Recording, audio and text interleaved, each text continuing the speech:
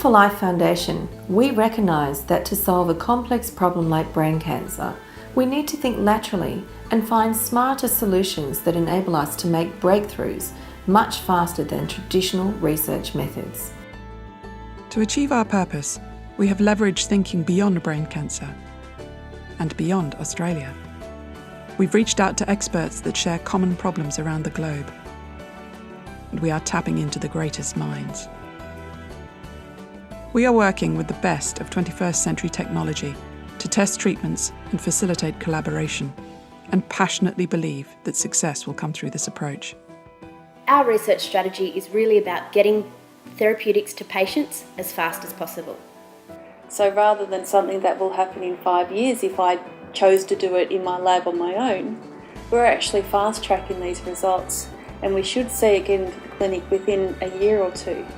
The other thing too, my lab is 50% clinic, 50% science, and I pride myself on that. If anyone's going to know how to treat a brain tumour patient and extend their survival, it's going to be the clinician.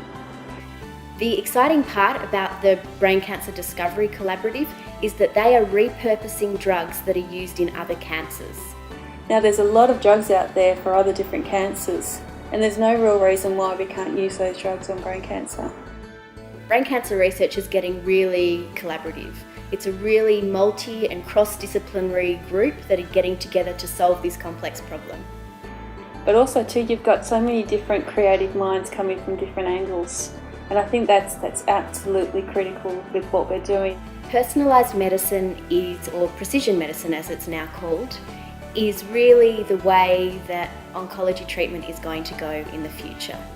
This is why we are spending money on biomarker research to identify if there are differences in the response for different types of patients. We don't see a lot of long-term survivors, and these intrigue me because we need to learn what these patients have got that the others don't. It's our job to study those miracle patients and actually extend that not just to a handful of patients, but the vast majority of patients.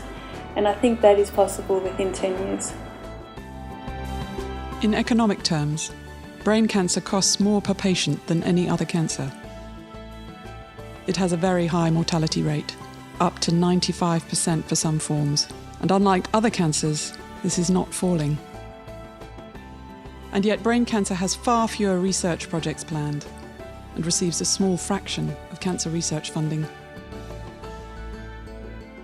Brain cancer kills more children and people under 40 than any other cancer.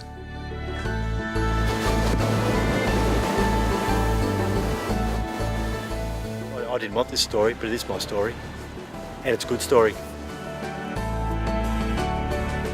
15 years has gone by, and my original prognosis wasn't 15 years, it was a lot less than that.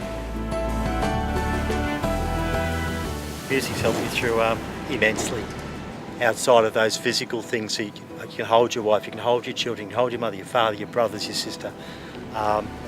It's something that drives me. The more things change, the more they stay the same. Now don't you hesitate, girl, put your records on. Tell me your favorite song. That's what I asked, what you had down. Sapphire and faded jeans, I hope you get your dream. That's what I asked, what you had down. Gonna find yourself somehow. As you can see, Cure for Life Foundation has evolved into a global movement aligned to a singular purpose. A collaboration with the broader community, the corporate sector and government that will realise our target of raising 20 million in 3 years to accelerate treatments to patients. We will succeed.